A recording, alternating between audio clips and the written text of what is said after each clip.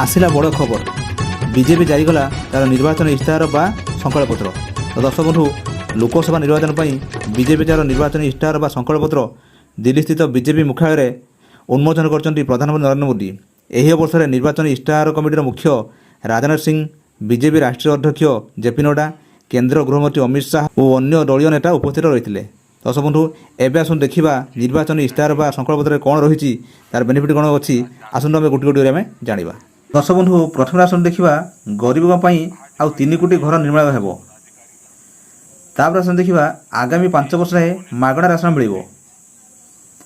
ତାପରେ ଅଛି ଗୋଟିଏ ଦେଶ ଗୋଟିଏ ନିର୍ବାଚନ କରାଯିବ। ଏବେ ଆସନ୍ତୁ ଦେଖିବା ମତ୍ସ୍ୟଜୀବୀଙ୍କୁ ମିଳିବ ବୀମା ରାଶି ସୁବିଧା। ତାପରେ ଅଛି ଜନଔଷଧି କେନ୍ଦ୍ରରେ ଶସ୍ତାରେ ଯୋଗାଇ ଦିଆଯିବ ଔଷଧ। ଏହାପରେ ଆସନ୍ତୁ ଦେଖିବା ପାଇପ୍ ଦ୍ୱାରା ପ୍ରତି ଘରେ ପହଞ୍ଚିବ ରୋଷେଇ ଗ୍ୟାସ୍। ଏହାପରେ ଆସନ୍ତୁ ଦେଖିବା ଆୟୁଷ୍ମାନ ଯୋଜନାରେ ସାମିଲ ହେବେ 70 ବର୍ଷୀୟ ବୟସ୍କ। ତାପରେ ଆସନ୍ତୁ ଦେଖିବା କର୍ମଜୀବୀ ମହିଳା ପାଇଁ ହଷ୍ଟେଲ ଓ ଶିଶୁଗୃହର ବ୍ୟବସ୍ଥା। ତାପରେ ଆସନ୍ତୁ ଦେଖିବା ଉତ୍ତର, ଦକ୍ଷିଣ ଓ ପୂର୍ବ ଭାରତରେ ଗଡ଼ିବ ବୁଲେଟ୍ ଟ୍ରେନ୍। ଶେଷରେ ଆସନ୍ତୁ ଦେଖିବା ଫସଲ ସର୍ବନିମ୍ନ ସହାୟକ ମୂଲ୍ୟ ବୃଦ୍ଧି କରାଯିବ। ଦର୍ଶକ ବନ୍ଧୁ, ଇଏ ଥିଲା ଆପଣଙ୍କୁ କହିଗଲି ଯେ ବିଜେପିର ସଂକଳ୍ପପତ୍ର ବା ନିର୍ବାଚନୀ ଇସ୍ତାହାର। ଦର୍ଶକ ବନ୍ଧୁ, ଯଦି ଆପଣମାନେ ଏବେ ସୁଦ୍ଧା ଆମ ଚ୍ୟାନେଲ ଅଛନ୍ତି କିନ୍ତୁ ସବସ୍କ୍ରାଇବ୍ କରିନାହାନ୍ତି, ସବସ୍କ୍ରାଇବ୍ କରନ୍ତୁ ଏବଂ ମୋଟାମୋଟି କମେଣ୍ଟ ସେକ୍ସନରେ ଲେଖନ୍ତୁ। ଦର୍ଶକ ବନ୍ଧୁ, ରହିଲି, ନମସ୍କାର, ଜୟ ଜଗନ୍ନାଥ।